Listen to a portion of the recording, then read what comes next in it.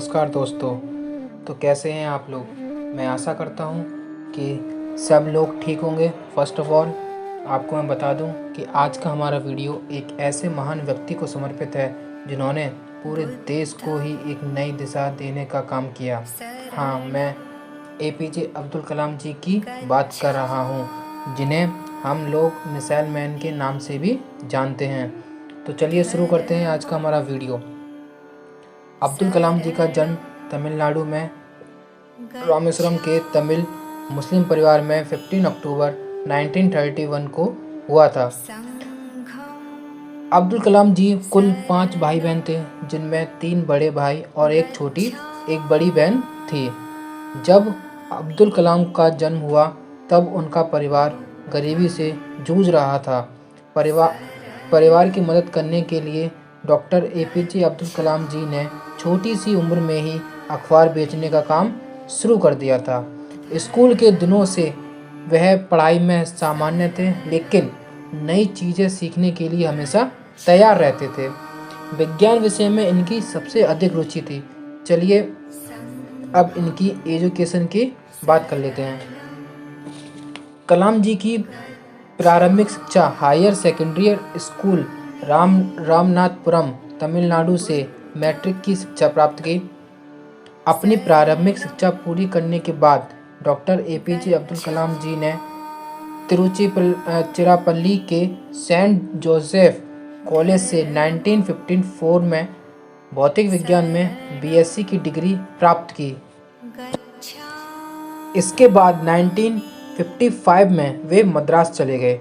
कलाम जी को लड़ाकू पायलट बनना था, जिसके लिए वे एयरोस्पेस इंजीनियरिंग में शिक्षा ग्रहण की, परंतु परीक्षा में 9वें स्थान पर रहे, जबकि आईएएफ ने 8वें स्थान तक ही परिणाम घोषित किए, जिसके कारण वह सफल नहीं हो पाए।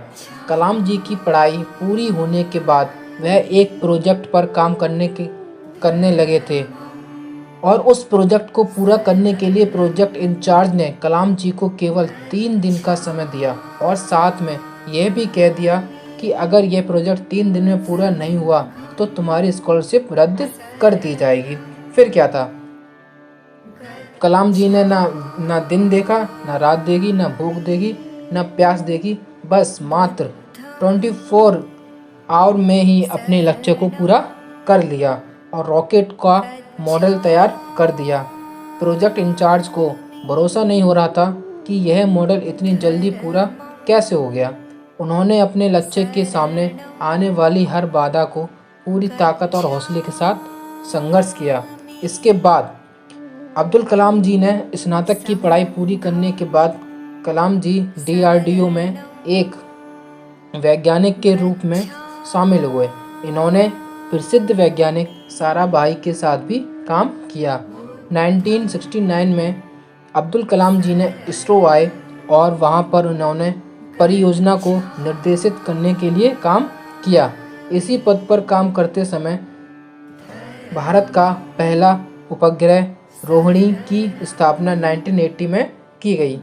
1970 से 1980 के दशक में कलाम अपने कार्य की सफलता के कारण देश के प्रसिद्ध वैज्ञानिक बन गए और ख्याति बढ़ने के कारण उस समय की प्रधानमंत्री श्रीमती इंदिरा गांधी जी ने अपने मंत्रिमंडल की मंजूरी के बिना ही कुछ गुप्त कार्यों के लिए अनुमति दी थी।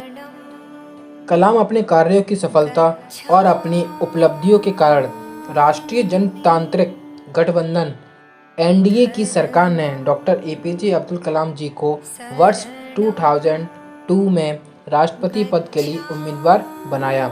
अपने प्रतिद्वंदी लक्ष्मी सहगल को हराकर 25 जुलाई 2002 को भारत के 11वें राष्ट्रपति के रूप में शपथ ली। कलाम जी एक ऐसे राष्ट्रपति थे जिनको राष्ट्रपति बनने से पहले ही भारत रत्न का पुरस्कार मिल चुका था। डॉक्टर कलाम जी 84 ईयर की उम्र में भारतीय आईआईएम शिलांग में रहने योग्य ग्रह पर अपना विचार व्यक्त कर रहे थे जब उन्हें कार्डियक अटैक आया और वह वहीं बेहोश हो गए। और उसी दिन 2 घंटे बाद ही उनका निधन हो गया।